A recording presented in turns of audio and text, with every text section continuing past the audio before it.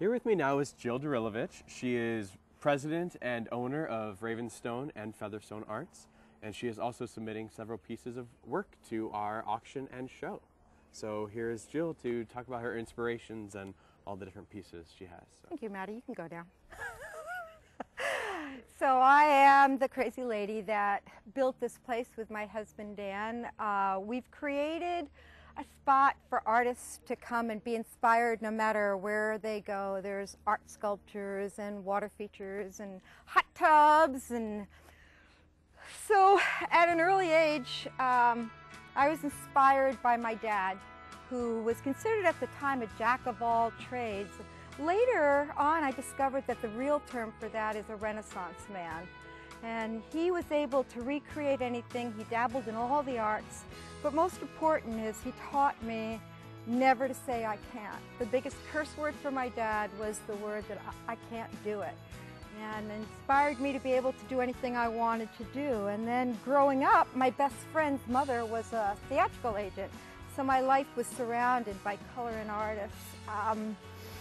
I worked for the mayor of New York, bringing art to inner city kids, and it's kind of interesting because I've come full circle where I've opened a business, a nonprofit, again, bringing art to people.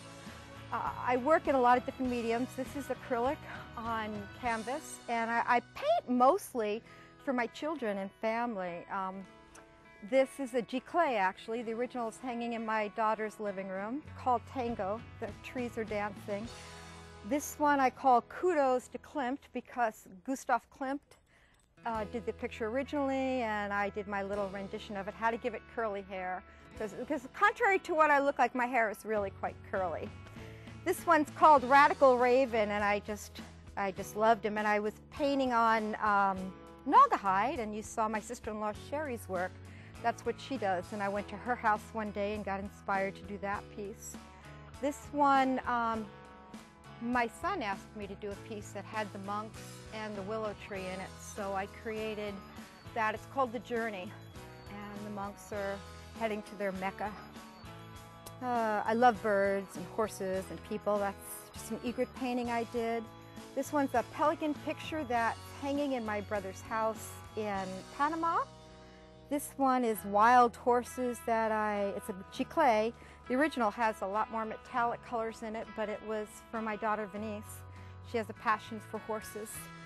In addition to doing painting, like I said, jack of all trades, Renaissance woman, I'm a sculptor. And this was the very first piece I did, and I call it Emergence. So you have a horse's head coming out, then the body starts developing, and in the last part of it, the horse is all out except for one little leg that's still left behind.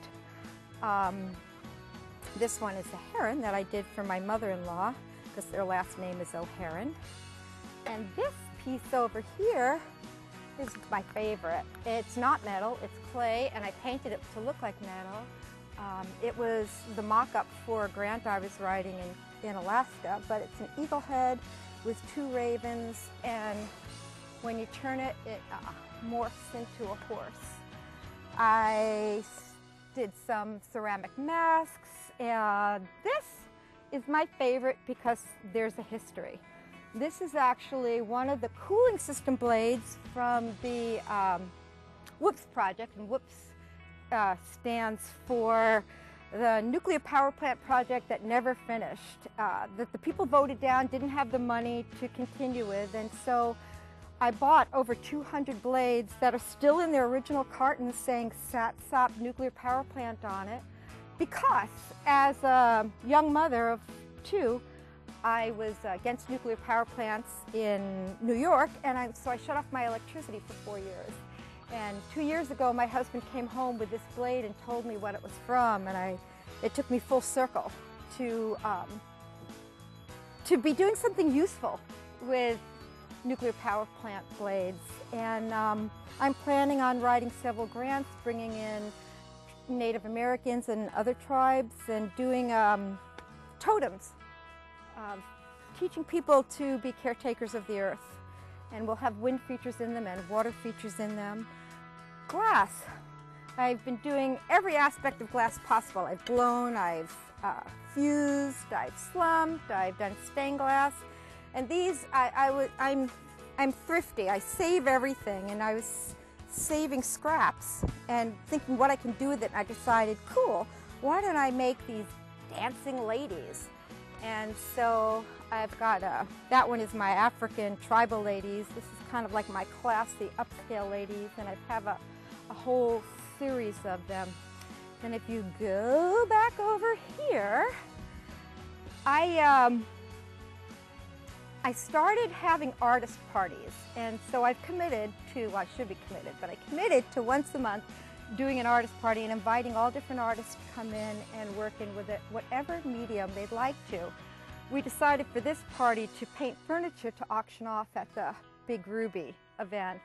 And so Becky Fress and I painted this table together at the party, and then I started designing, and I'm still working on it, which is why all the paints are there, a set of chairs to go with the table to be auctioned off at the Big Ruby event. And last but not least, this is my piece that will be going into Big Ruby, and it's the raven stone for the name of the business, and the raven's holding a ruby in his mouth as a form of communication.